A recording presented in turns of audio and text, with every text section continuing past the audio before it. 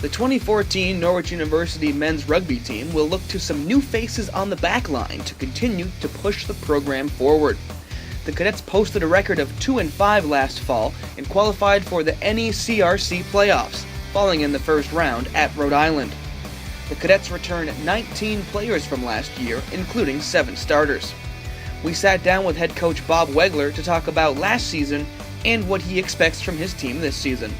Last year we had a senior-laden team that unfortunately got a lot of injuries, so we didn't really have them for the full course of the season. But the kids worked really hard regardless, and we had some kids step up. Even though our record wasn't, in terms of wins and losses there, we made it to the playoffs, so that was a good thing for us. So we had an opportunity to play in the playoffs. So for that, for the kids that came back for this year, they have the playoff experience. But I was proud of the way they performed under the huge amount of injuries I've experienced in all my years of coaching, which is a fair amount. So tell me a little bit about your expectations for the team for this year. I think, our sort of strength as a team this year is going to come more from the forwards because of the experience. We have, James Payne, our captain, and Kevin Holzer, both 4-year players, and a couple of new players either in their second year or in their first. That's going to really help us in the forwards. And in the backs, we've graduated pretty much everyone except our fly half, Alex Clark. So that's going to take a little time to develop.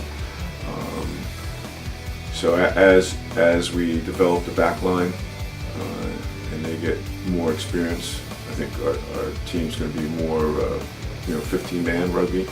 In the beginning of it, we'll probably be more of a forward-oriented team.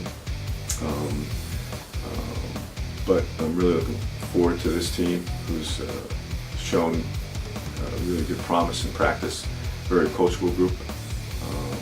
And each day we're just getting better, and each week we're just going to get better, and just working on assessment, and working on pretty much the basics, fundamentals every day of practice.